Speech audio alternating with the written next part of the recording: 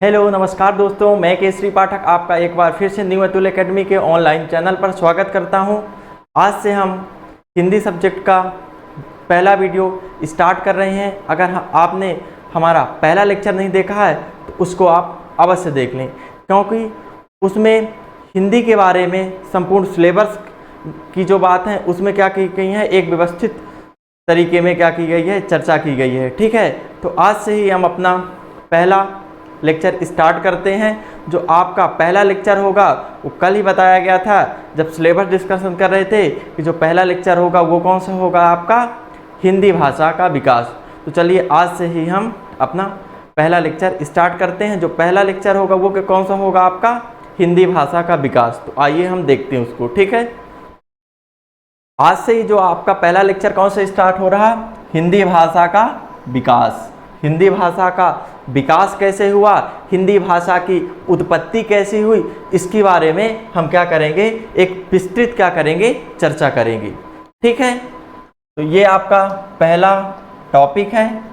ठीक है, हिंदी शब्द सबसे पहले हम समझेंगे कि हिंदी शब्द है क्या। इसके बाद जब हिंदी शब्द समझ लेंगे तो हिंदी के बाद फिर अपन क्या पढ़ेंगे, भाषा क्या है। तो सबसे पहले हम किस में चर्चा करेंगे कि हिंदी शब्द है क्या, हिंदी शब्द की उत्पत्ति कैसे हुई, हिंदी शब्द बना कैसे, हिंदी शब्द किस भाषा का शब्द है।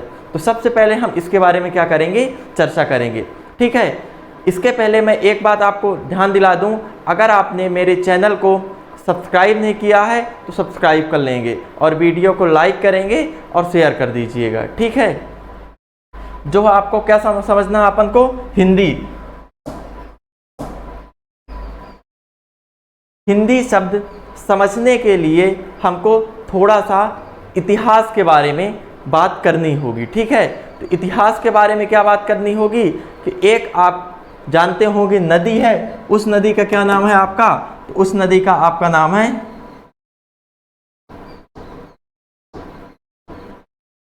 सिंधु नदी।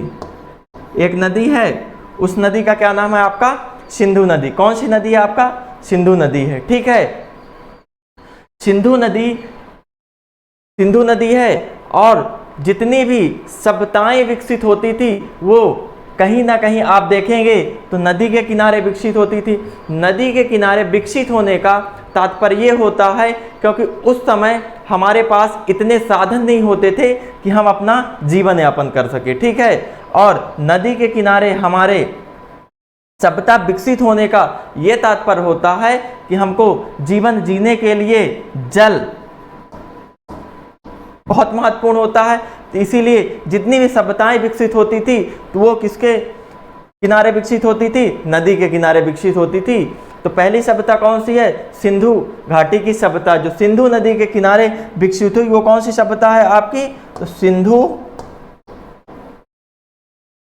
घाटी की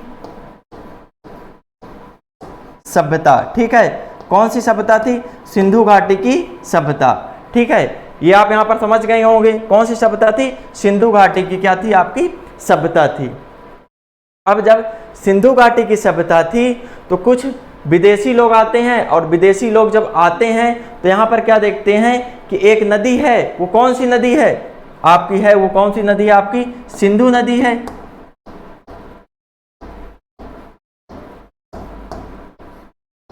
विदेशी लोग आते हैं, जब विदेशी व्यक्ति आते हैं तो विदेशी व्यक्ति कहाँ के आते हैं, आपके ईरान देश के। कहाँ के थे, आपके ईरान देश के।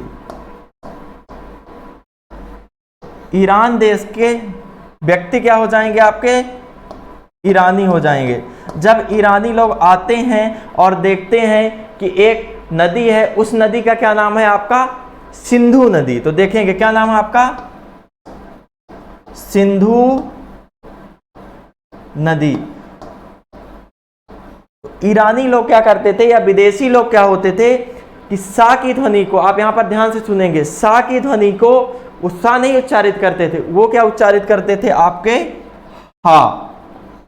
सा की ध्वनि को क्या उच्चारित करते थे, हा उच्चारित करते थे। और धा की ध्वनि को क्या उच्चारित करते थे, यहां पर उच्चारित करते थे वो दा। ठीक है, जब सा की ध्वनि को क्या उच्चारित करते थे, वो हा उच्चारित करते थे और धा की ध्वनि को क्या उच्चारित करते थे, वो द उच्चारित करते थे। ठीक है, तो जैसे अपन लिखे यहाँ पर क्या हो जाएगा आपका, ये हो जाएगा आपका आधा ना आ जाएगा और ये हो जाएगा आपका, कौन सी नदी हो जाएगी आपके, कौन सी नदी हो जाएगी आपकी, सिंधु नदी के स्थान पर वो क्या बोलते थे, हिंदू नदी। तो क्या हो गई आपकी नदी का नाम क्या होगा आपका, हिंदू नदी। हिंदू नदी के किनारे विकसित सभ्यता को वो कौन सी सभ्यता कहते थे,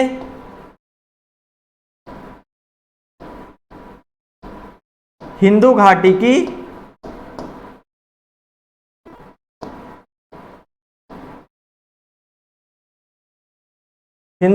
क्या कहते थे, सभ्यता कहते थे। ठीक है, अब हिंदू घाटी की सभ्यता या क्या नाम हो गया, हिंद नदी, हिंदू नदी हो गया। और हिंद नदी के किनारे जो स्थान है उसको किस नाम से जाना जाता था, हिंद के नाम से जाना जाएगा, हिंद के नाम से जब जाना जाएगा। और हिंद में जो भाषा बोली जाएगी वो कौन सी बोली जाएगी आपके, फिर इसी के अनुसार हो जाएगा आपका क्या, हिंदी। ठीक है, अगर सही उच्चारण करें तो इसका नाम क्या होना चाहिए, सिंधी होना चाहिए। पर वो क्या करते थे, सा की ध्वनि को क्या उच्चारण करते थे, आपकी हा की ध्वनि में उच्चारण करते थे और दा की ध्वनि के क्या उच्चारित करते थे, आपके धा की ध्वनि को दा में उच्चारण करते थे। तो इसीलिए ये क्या हो गया आपका, क्या हो जाएगा आपका, हिंदी। अब करेगा हिंदी, क्वेश्चन पूछा जाएगा हिंदी किस भाषा का शब्द है, तो आप क्या बताएंगे, हिंदी है, तो आपका किस भाषा का शब्द है, तो हिंदी आप बता देंगे बहुत अच्छे से कि हिंदी है आपका, तो वो किस भाषा का शब्द है, फारसी भाषा का शब्द है। ठीक है, यहाँ पर आप इसको बहुत अच्छे तरीके से याद रखेंगे कि आपका हिंदी किस भाषा का शब्द है, तो आप क्या याद रखेंगे कि हिंदी है, तो हिंदी किस भाषा का शब्द है, तो आप याद रखेंगे कि फारसी भाषा का शब्द है। तो शायद यहाँ तक आपको क्या हो गया होगा, समझ में आ गया होगा। आप अगर आपको समझ में आ गया होगा तो आप इसको क्या कर सकते हैं, आप स्क्रीनशॉट ले सकते हैं। ठीक है, अब अपन आगे चर्चा करते हैं।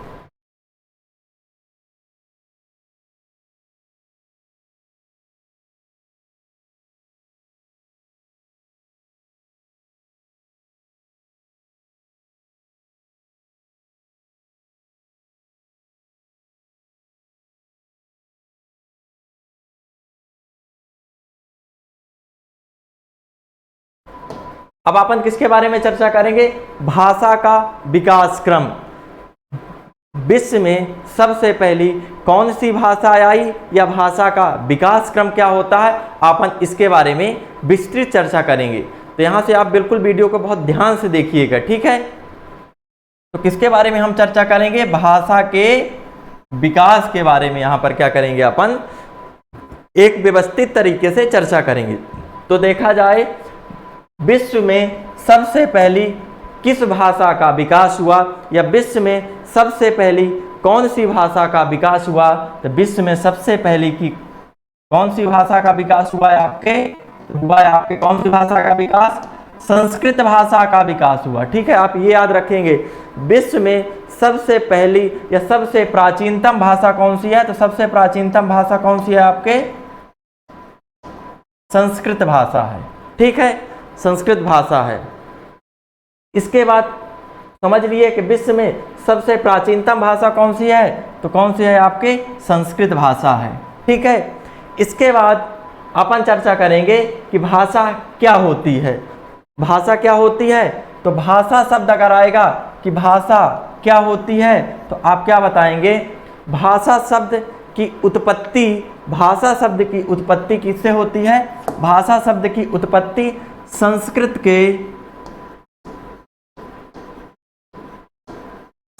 के किस धातु से होती है, संस्कृत के भास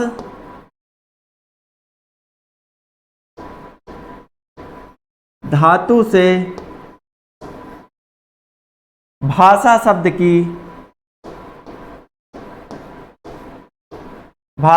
की क्या होती है, उत्पत्ति होती है। ये आप बहुत अच्छे तरीके से क्या रखेंगे, आप याद रखेंगे, ठीक है।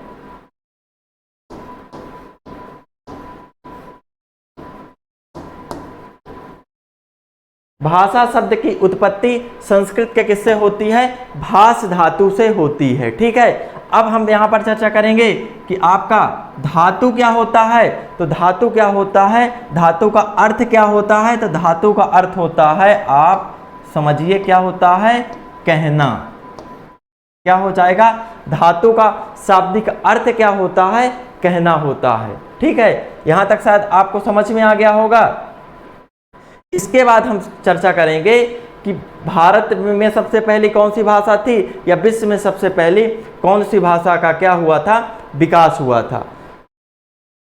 तो यहां पर अब दूसरा देखेंगे कि भाषा शब्द का शाब्दिक अर्थ क्या होता है, ठीक है। तो भाषा शब्द का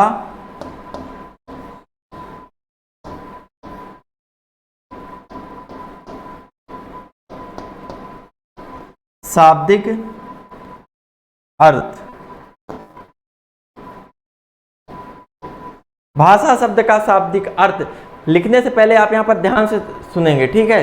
भाषा शब्द का शाब्दिक अर्थ ये होता है कि मनुष्य द्वारा या एक व्यक्ति द्वारा अपने मन के विचार को किसी दूसरे व्यक्ति के सामने प्रकट करना ही क्या कहलाता है, आपका भाषा कहलाता है, ठीक है। तो एक व्यक्ति द्वारा अपने मन के विचार को दूसरे व्यक्ति के सामने प्रस्तुत करना ही क्या कहलाता है, आपके भाषा कहलाता है, ठीक है। तो भाषा एक क्या है, भाषा एक साधन और माध्यम है, ठीक है। तो ये आप बहुत ध्यान से सुनेंगे। तो भाषा शब्द का शाब्दिक अर्थ क्या हो जाएगा, तो मैं आपको यहाँ पर लिख कर बता देता हूँ कि भाषा शब्द का शाब्दिक अर्थ ये हो जाता है कि मनुष्य के द्वारा, मनुष्य के द्वारा अपने मन के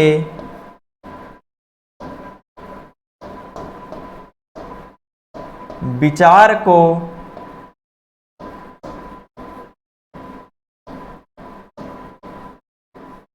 प्रकट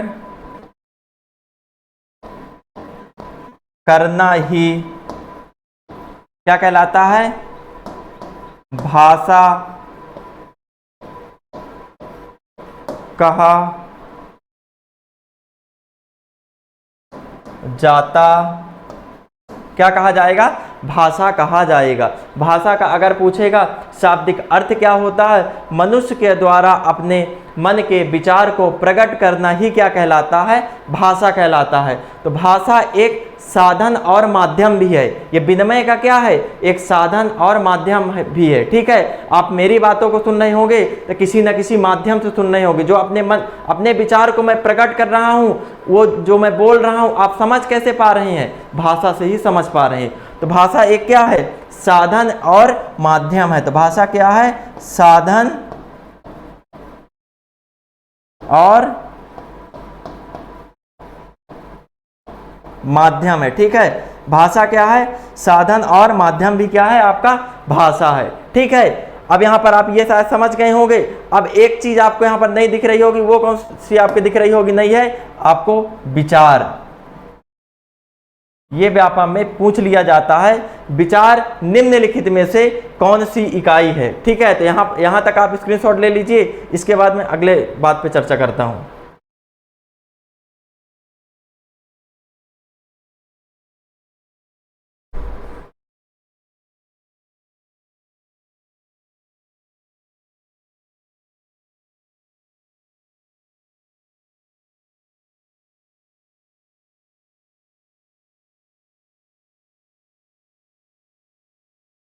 अब अपन क्या समझेंगे, विचार किसे कहा जाता है, विचार निम्नलिखित में से कौन सी इकाई है, ध्वन्यात्मक इकाई है या अध्वन्यात्मक इकाई है। तो हम किसके बारे में चर्चा करेंगे कि विकास क्या है, ठीक है ना, सॉरी विचार क्या है, किसके बारे में चर्चा करेंगे, अपन विचार के बारे में चर्चा करेंगे। तो विचार को समझने से पहले मेरे बातों को आप ध्यान से सुनेंगे। विचार शब्द से आशय निम्नलिखित शब्दों से होता है, मनुष्य के मन की अध्वन्यात्मक इकाई को क्या कहा जाता है? विचार कहा जाता है। अध्वन्यात्मक इकाई से आशय ये हो जाएगा या तात्पर्य ये हो जाएगा कि मनुष्य के मन में एक समय में अनेक प्रकार के क्या होते हैं? विचार चलते रहते हैं, ठीक है ना। विचार चलते रहते हैं मन में, पर उनकी कोई ध्वनि नहीं होती, ठीक है ना। उनकी कोई अपनी एक स्वतंत्र ध्वनि नहीं होती। विचार है तो विचार क्या होते हैं? आपके ध्वनि रहित होते हैं, ठीक है ना। तो आप समझ गए होंगे। यहाँ पर मैं लिख के बता दूं, विचार किसे कहते हैं? तो विचार किसे कहते हैं? तो आपको आ जाएगा विचार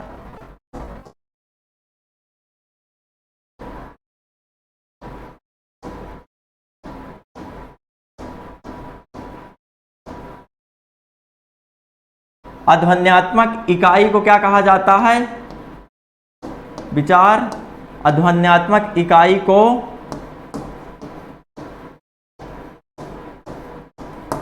कहा जाता है, ठीक है ना। तो विचार किसे कहा जाता है? निम्नलिखित में से आपके आ जाएगा ऑब्जेक्टिव में से ध्वन्यात्मक इकाई को, अध्वन्यात्मक इकाई को। तो आप क्या बता देंगे? अध्वन्यात्मक इकाई को विचार कहा जाता है, ठीक है ना। तो विचार शब्द आपको समझ में आ गया होगा, ठीक है ना। यहां तक का क्लियर। इसके बाद आगे चलते हैं अपन, ठीक है।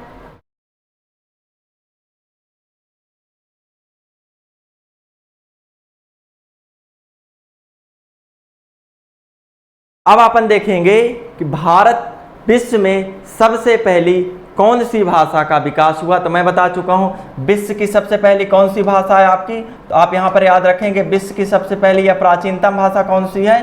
तो कौन सी है? आपके संस्कृत है। संस्कृत क्या है आपकी? विश्व की संस्कृत क्या है आपके?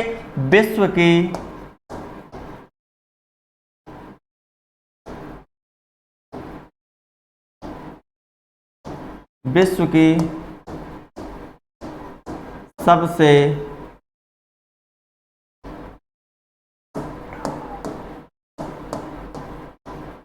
प्राचीनतम भाषा कौन सी हो जाएगी आपके?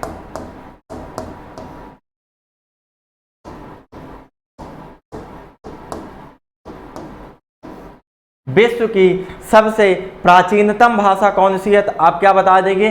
विश्व की सबसे प्राचीनतम भाषा कौन सी है? आपकी संस्कृत है, ठीक है ना। अब संस्कृत को कितने भाग में बांटा गया अपन देखते हैं, ठीक है ना। तो संस्कृत को कितने भाग में बांटा गया?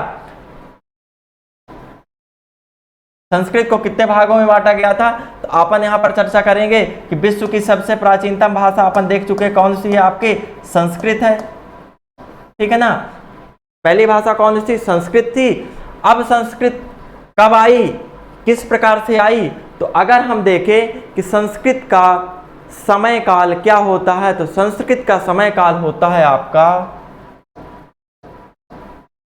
1500 ईसा पूर्व। ये आप ईसा पूर्व क्या होता, आप इतिहास में इतिहास पढ़ते हैं तो आपको पता होगा ईसा मसीह के जन्म के पूर्व की कहानी है। संस्कृत का अगर समय काल पूछ लिया जाएगा तो आप क्या बताएंगे कि संस्कृत का समय काल क्या था? 1500 ईसा पूर्व, ठीक है ना। इसी समय मानव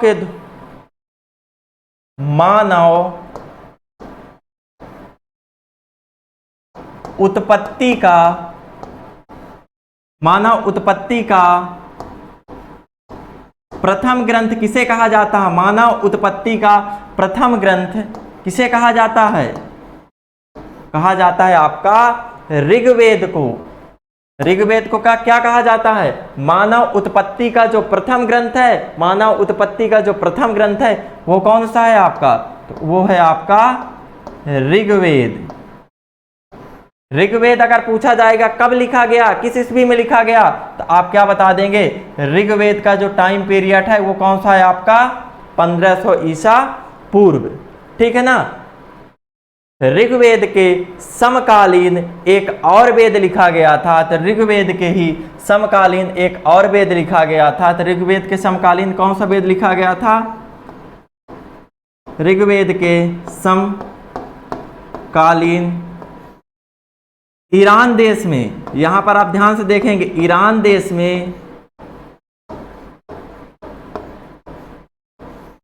एक ग्रंथ लिखा गया था, उसका क्या नाम था?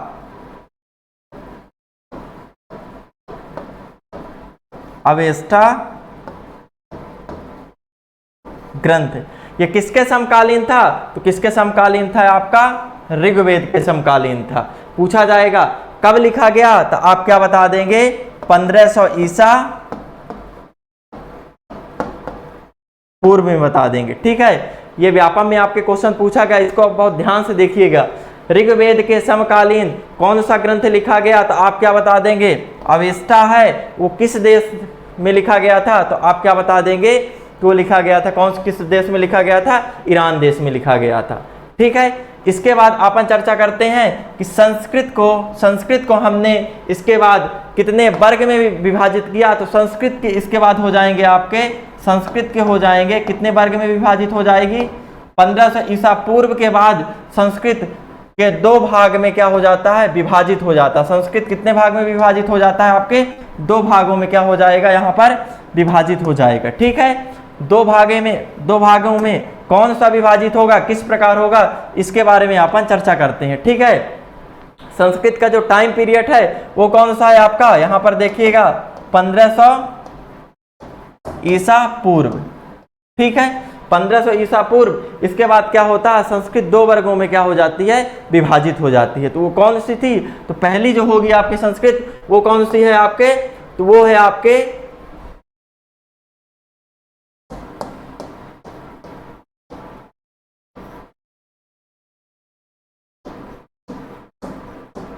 दैविक संस्कृत, और दूसरा कौन सा हो जाएगा आपका?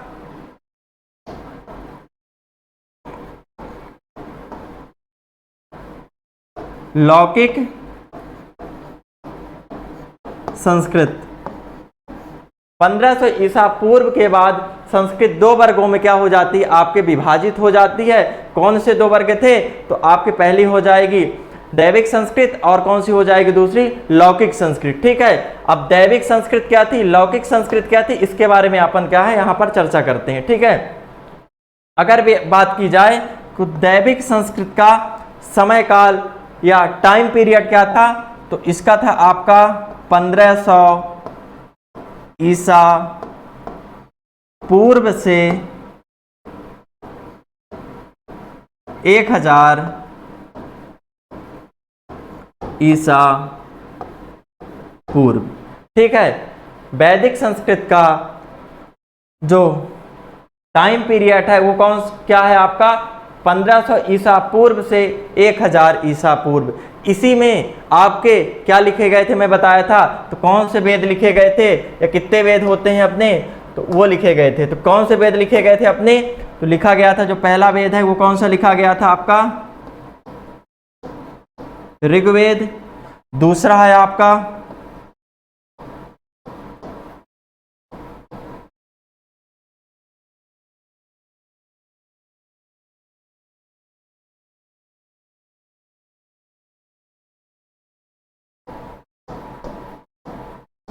यजुर्वेद,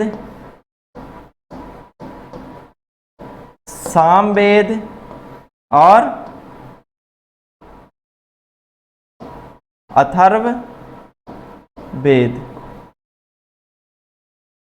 ऋग्वेद, यजुर्वेद, सामवेद, अथर्ववेद, ये कब लिखे गए थे आपके? तो लिखे गए थे 1500 ईसा पूर्व से लेकर और 1000 ईसा पूर्व के बीच में ये क्या किए गए थे?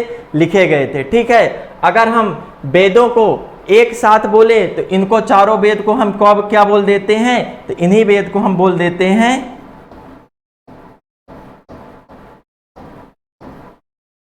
संहिता। अगर एक साथ वेदों को बोलेंगे या साथ में अगर बोलेंगे तो इन्हीं को हम क्या बोल देंगे? संहिता। ठीक है, जय संहिता मत बोलिएगा। जय संहिता हम किसे बोलते हैं? महाभारत को बोलते हैं। और संहिता हम चारों वेद को एक साथ क्या बोलेंगे? तो हम क्या चारों वेदों को अगर एक साथ बोलेंगे तो हम संहिता बोल सकते हैं, और जय संहिता अगर बोलेंगे तो हम किसको बोलेंगे? महाभारत को बोलेंगे। ठीक है, उसके बारे में भी अपन चर्चा करते हैं इसके बाद। ठीक है, इसके बाद अपन अब चर्चा करते हैं कहां पर, लौकिक संस्कृत। लौकिक संस्कृत का एक और नाम मिलता है, उसको हम किस नाम से जानते हैं, तो लौकिक संस्कृत को ही हम एक और नाम से जानते हैं, उसको हम जानते हैं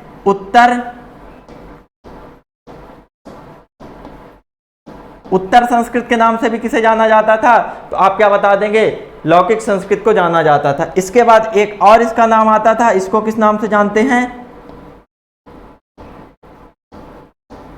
ब्राह्मण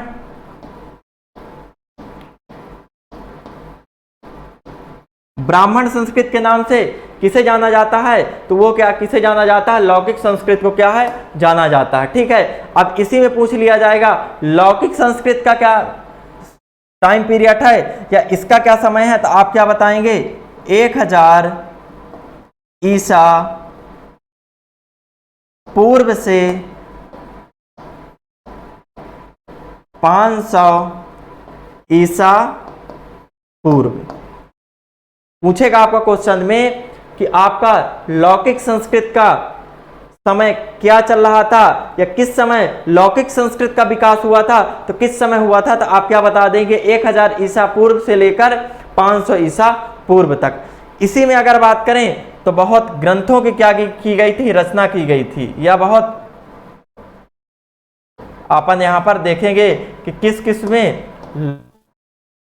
लौकिक संस्कृत में रचना की गई है। तो जो देखेंगे अपन, सबसे पहले किसकी रचना की गई थी लौकिक संस्कृत में, तो लौकिक संस्कृत में रचना की गई थी आपके रामायण की रचना कब की गई थी या किस समय की गई थी, तो लौकिक संस्कृत के शासनकाल या समय में की गई थी। इसके बाद आ जाएगा आपका महाभारत की रचना कब की गई थी, तो महाभारत की भी रचना कब की गई थी, तो आप क्या बता देंगे, लौकिक संस्कृत के या उत्तर संस्कृत या ब्राह्मण संस्कृत के समय ही की गई थी। इसके बाद आ जाएगा आपका पुराणों की रचना कब की गई थी, पुराण की रचना कब की गई थी, पुराण की भी रचना आपके की गई थी कब, लौकिक संस्कृत के शासनकाल टाइम में की गई थी। इसके बाद आपका आ जाएगा कि आपका है जो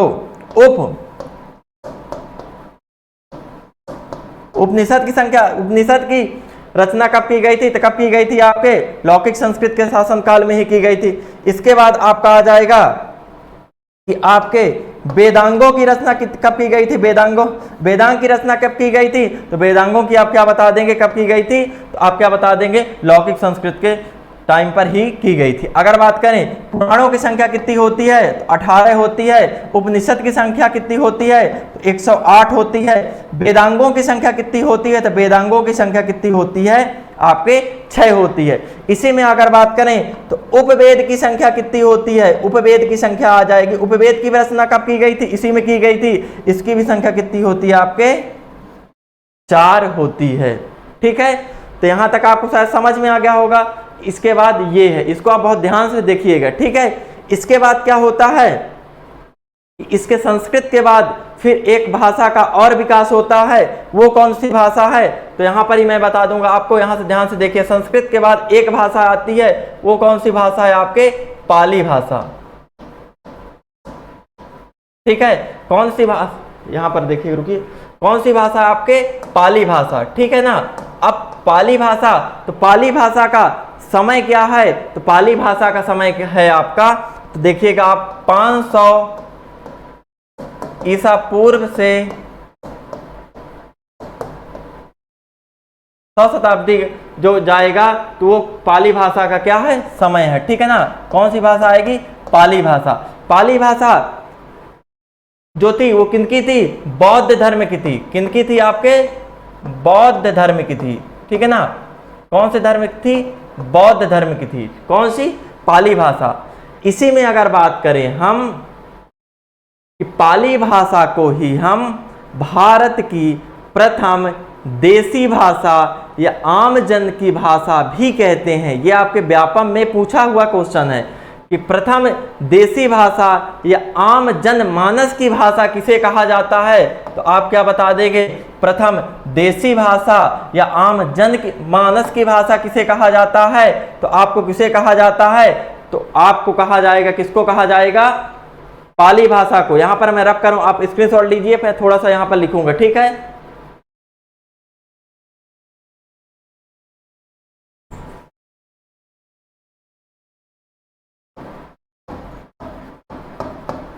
देसी भाषा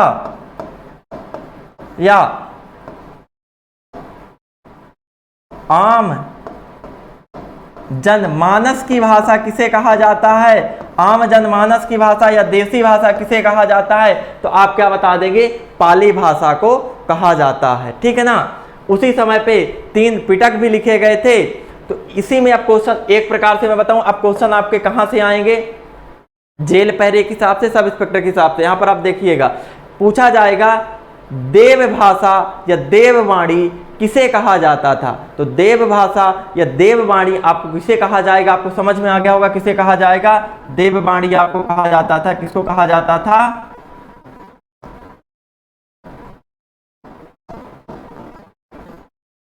वैदिक संस्कृत को क्या बोला जाता था? देववाणी बोला जाता था। ठीक है ना। तो देववाणी किसे बोला जाता था? तो आप समझ गए होंगे कि देववाणी या देवताओं की भाषा किसे कहा जाएगा? तो किसे कहा जाएगा? आपको वैदिक संस्कृत को कहा जाता था। ठीक है ना। इसलिए कहा जाता था कि इसी के समय में हमारे 4 ग्रंथों की क्या की गई थी? रचना की गई थी। तो इसीलिए क्या कहा जाएगा? इनको कहा जाएगा देव भाषा या देवताओं की वाणी कहा जाएगा। ठीक है ना। इसके बाद अपन चर्चा करते हैं जो आपकी क्या है, लौकिक भाषा, लौकिक संस्कृत, उत्तर संस्कृत या ब्राह्मण संस्कृत। इसे क्या कहा जाता था? तो इसको कहा जाता था विद्वानों की भाषा। किसे कहा जाता? इसे क्या कहा जाता था? किसकी भाषा? विद्वानों की भाषा किसे कहा जाता था? तो विद्वानों की भाषा किसे कहा जाता था आपके? तो कहा जाता था आपको लौकिक संस्कृत को क्या बोला जाता था? विद्वानों की भाषा या उच्च वर्ग के लोगों की भाषा या उच्च वर्गीय भाषा किसे कहा जाता था आपको?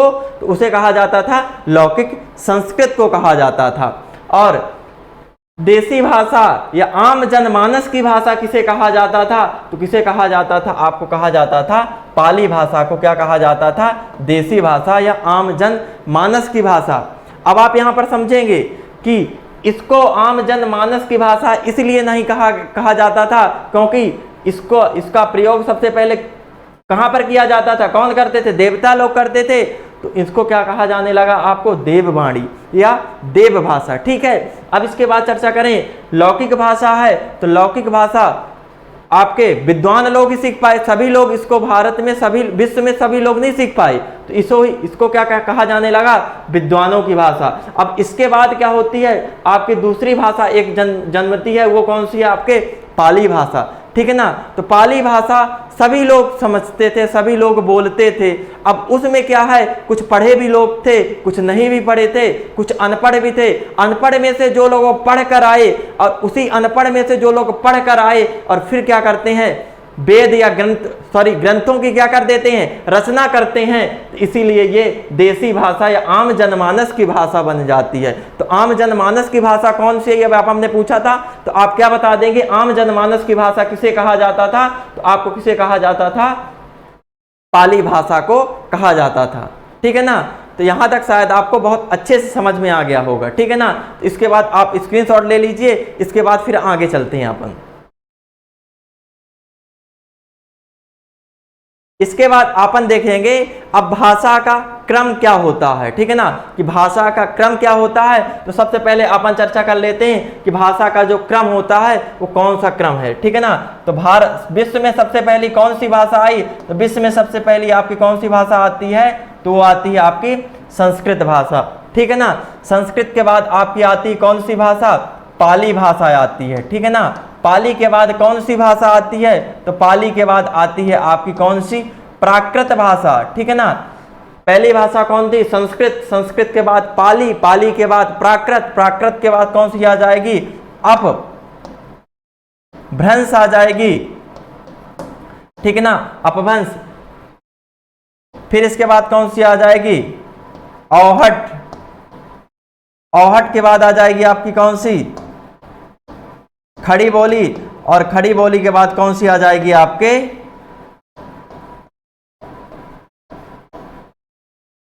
हिंदी। ठीक है ना। तो सबसे पहली कौन सी भाषा थी, तो सबसे पहले विश्व की प्राचीनतम भाषा कौन सी है, तो आप बता देंगे संस्कृत है। संस्कृत के बाद कौन सी है आपकी पाली है। पाली के बाद कौन सी है आपकी प्राकृत है। प्राकृत के बाद कौन सी आपकी अपभ्रंश है। अपभ्रंश के बाद कौन सी आपकी औहट है। और औहट के बाद कौन सी आपकी खड़ी बोली है। और खड़ी बोली के बाद कौन सी आपके हिंदी है, ठीक है ना। इसको आप क्रम बहुत अच्छे तरीके से याद रखेंगे, क्योंकि व्यापम आपका क्रम ही पूछता है। जैसे क्रम इस प्रकार से पूछ लिया जाएगा, जैसे यहां पर देखेंगे कि भाषा का सही क्रम है, तो भाषा का सही क्रम है तो सबसे पहले दे दिया जाएगा आपका ए ऑप्शन में दे दिया जाएगा, रहेगा आपके संस्कृत। संस्कृत के बाद आ जाएगा आपका पाली। पाली के बाद प्राकृत, ठीक है। इसके बाद बी में दे दिया जाएगा, जैसे बी में रहेगा, इसके बाद दे दिया जाएगा पाली, संस्कृत, हिंदी। इसके बाद सी में आपका इस प्रकार रहेगा संस्कृत। संस्कृत के बाद पाली। पाली के बाद आपका यहां पर रहेगा खड़ी बोली, ठीक है। और इसके बाद डी में यहां पर रहेगा आपका, पहले में रहेगा आपका संस्कृत। संस्कृत के बाद पाली। पाली के बाद यहां पर आपकी हो जाएगी कौन सी, आप यहां पर जैसे लिख देते हैं अपभ्रंश। इसी में व्यापम पूछ लेगा कि भाषा का सही क्रम कौन सा है, तो भाषा का सही क्रम है तो आप कौन सा टिक कर देंगे, आपका राइट हो जाएगा ए। इस प्रकार आपका क्वेश्चन पूछा जाता है, इसलिए भाषा का आप क्रम बहुत अच्छे तरीके से क्या रखेंगे, याद रखेंगे, ठीक है ना।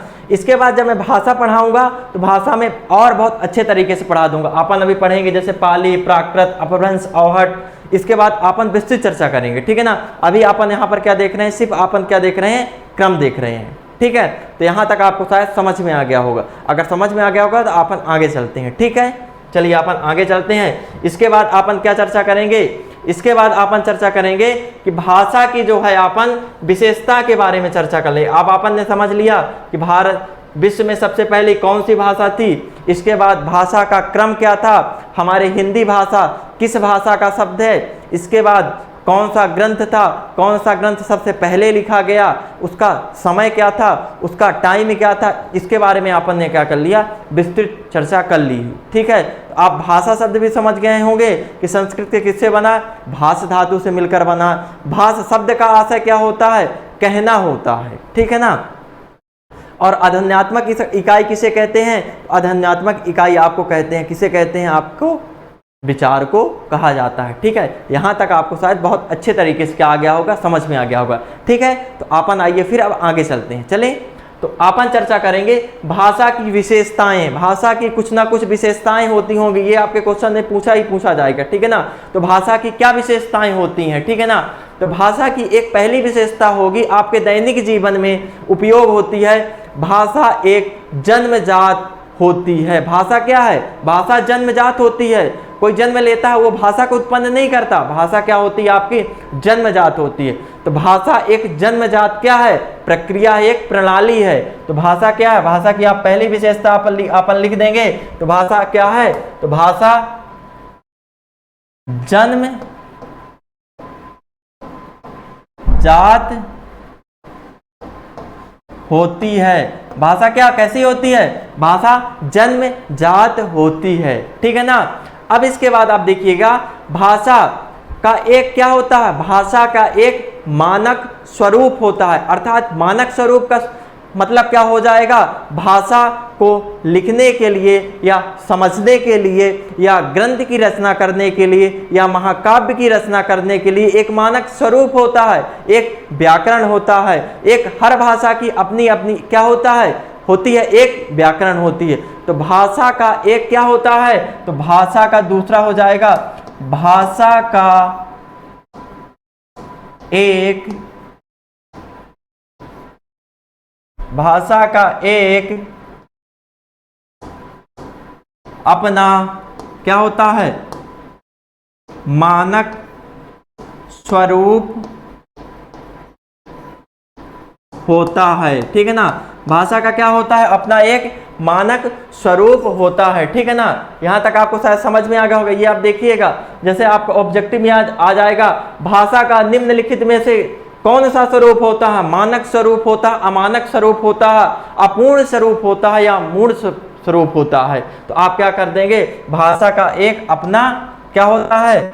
मानक स्वरूप होता है। ठीक है, इसके बाद करेंगे, ये अपन दूसरा विशेषता हो गई। भाषा की एक तीसरी विशेषता है, भाषा की एक तीसरी विशेषता है, भाषा परिवर्तनशील है। भाषा परिवर्तनशील है, ये आप बहुत अच्छे तरीके से समझते होंगे। जैसे कि बात की जाए मध्य प्रदेश की बात की जाए, जम्मू कश्मीर की अगर बात की जाए तो आपके आ जाएगा कर्नाटक, केरल में। तो यहाँ पर क्या है, भाषा अनेक प्रकार की बोली जाती है। भाषा क्या है, भाषा एक स्थान से दूसरे स्थान जाते हैं तो उसमें कोई ना कोई क्या दिखता है, परिवर्तन दिखता है। ठीक है ना, तो भाषा क्षेत्र या स्थान, एक स्थान में और कोई भाषा बोली जाती है और दूसरे स्थान में क्या हो जाएगी, और कोई से दूसरी भाषा क्या हो जाएगी, आपकी बोली जाएगी। तो भाषा परिवर्तनशील होती है। तो भाषा कैसी होती है, तो भाषा परिवर्तनशील होती है। भाषा कैसी होती है, आप क्या बता देंगे, भाषा एक परिवर्तनशील इकाई होती है। ठीक है ना, तो भाषा क्या होती है, भाषा एक परिवर्तनशील इकाई होती है। चौथी विशेषता देखिएगा, इसको बहुत अच्छे से देखिएगा। चौथी विशेषता जो हो जाएगी, तो भाषा है, तो भाषा कठिन से सरल की ओर जाती है, अर्थात भाषा क्लिष्ट से सरल की ओर जाती है। भाषा कठिन से कहाँ की ओर जाती है, सरल की ओर जाती है। कठिन से सरल की ओर समझने से ऐसा ये हो जाएगा, सबसे पहले कौन सी भाषा थी, संस्कृत भाषा थी। संस्कृत के बाद पाली आ गई, पाली के बाद प्राकृत आ गई, प्राकृत के बाद अपभ्रंश आ गई, अपभ्रंश के बाद औहट आ गई, औहट के बाद खड़ी बोली आ गई, खड़ी बोली के बाद हिंदी आ गई। तो इसको क्या हुआ, एक समय के अनुसार व्यक्तियों ने क्या किया, इसे अपने दैनिक जीवन के हिसाब से या अपने सुविधा के अनुसार से इसमें क्या कर लिया, परिवर्तन कर लिया। ठीक है ना, परिवर्तन कर लिया, अर्थात ये क्या हो गई, कठिन से सरल की ओर आ गई। तो क्या आ गई, कठिन से सरल की ओर आ गई। तो चौथी विशेषता आपकी कौन सी हो जाएगी, तो हो जाएगी आपके कठिन से, भाषा किसी और आती है, कठिन से सरल की ओर जाती है। ठीक है ना, तो ये चार विशेषताएं हैं, चार विशेषताएं आप बहुत अच्छे तरीके से देखिएगा। ठीक है ना, इसका आप स्क्रीनशॉट ले लीजिए, फिर इसके बाद अपन आगे चलते हैं। ठीक है,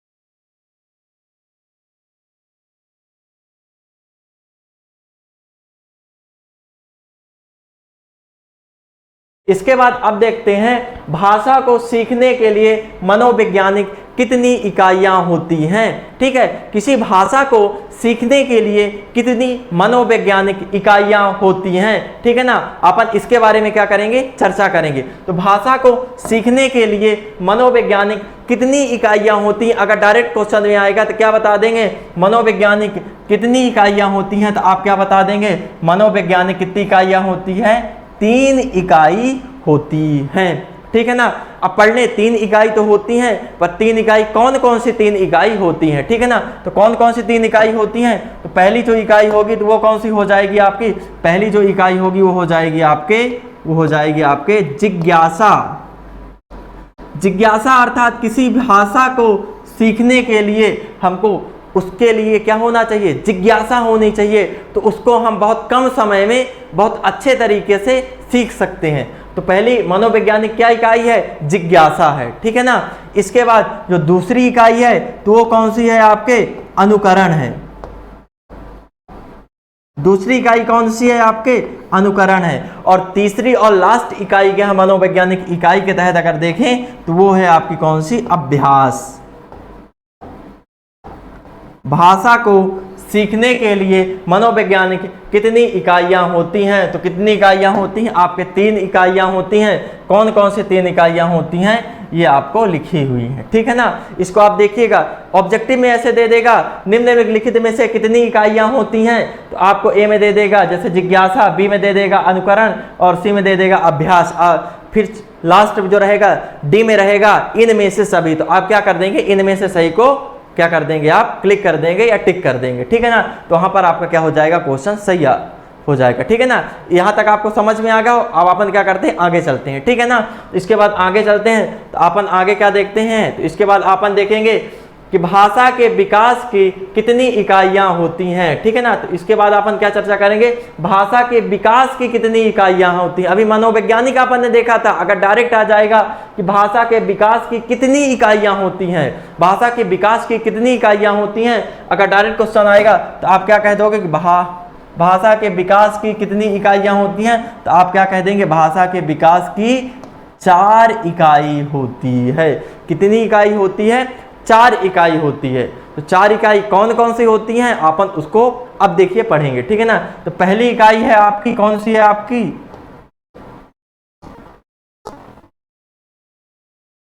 पहली इकाई आपकी सुनना। फिर दूसरी इकाई है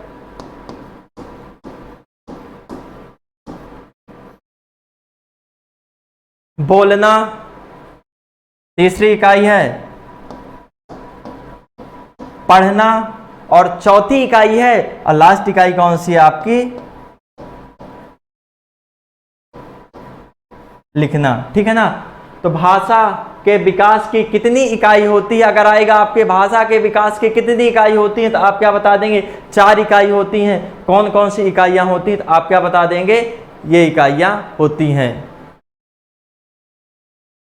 इसको आप नंबरिंग भी कर लीजिए, 1 2 3 और ये 4। अब इसी में एक क्वेश्चन पूछ लिया जाएगा। एक आपके विद्वान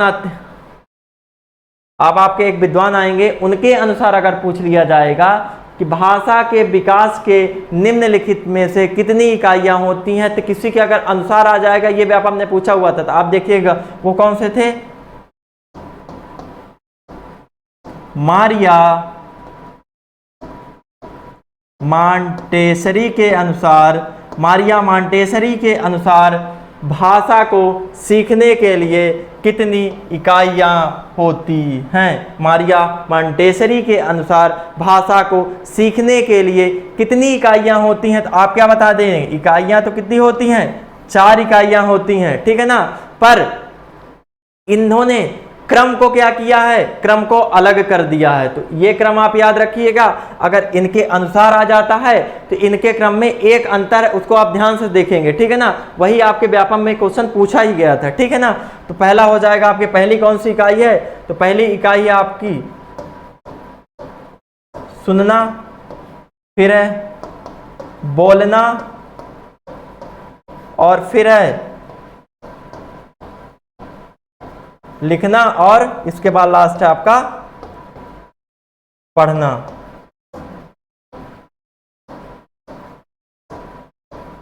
ठीक है, इन्होंने क्या कर दिया? तीसरे और चौथे क्रम को क्या कर दिया? उल्टा कर दिया है। तो व्यापक ने इसी प्रकार का क्वेश्चन पूछा था, ठीक है ना। तो आज आपन ने किसके बारे में चर्चा की है? आपन ने चर्चा की है हिंदी भाषा की उत्पत्ति कैसे हुई, हिंदी भाषा का विकास कैसे हुआ और सबसे पहले कौन सा ग्रंथ लिखा गया था और इसके बाद आमजन मानस की भाषा किसे कहा जाता है। ये वाला क्वेश्चन आप बहुत अच्छे से देखिएगा, क्योंकि ये व्यापम ने 2-3 बार आपके लगातार क्वेश्चन पूछे हैं, तो इसको आप बहुत अच्छे से याद रखिएगा, ठीक है ना। इसके बाद आपका दूसरा है कि विचार किसे कहते हैं, ध्वन्यात्मक इकाई है, अध्वन्यात्मक इकाई है, इसके बारे में आपन ने चर्चा की। फिर इसके बाद आपन ने भाषा की विशेषता, ये 4 विशेषता मैं बताया हूं, आप उसको बहुत अच्छे तरीके से अपन अपने पेन कॉपी लेकर नोट डाउन कर लीजिएगा और उसको बहुत अच्छे तरीके से क्या कर लेंगे? याद कर लेंगे। फिर इसके बाद अपन ने क्या चर्चा की है? भाषा के विकास की कितनी इकाइयां होती है? अगर डायरेक्ट क्वेश्चन में आएगा 4, अगर मारिया मॉन्टेसरी के अनुसार भी आता है आप क्या बताएंगे? 4। अगर क्रम में पूछ लिया जाता है तो क्रम में आपको किसके अनुसार पूछा है तो आप उसको उसी हिसाब से क्या कर देंगे? रख देंगे या सजा देंगे, ठीक है। आपको आपका जो होता है यहाँ पर हिंदी भाषा का विकास, ये टॉपिक क्या होता है आपका कंप्लीट होता है। अपन नेक्स्ट वीडियो में अब वर्णमाला से दूसरे टॉपिक से अपन क्या करेंगे, स्टार्ट करेंगे, ठीक है ना। अगर ये मेरा वीडियो आपको पसंद आए तो आप क्या करेंगे, चैनल को सब्सक्राइब करेंगे और वीडियो को लाइक करेंगे और अपने दोस्तों के बीच क्या करना है, शेयर जरूर करना है, ठीक है ना। धन्यवाद, जय हिंद।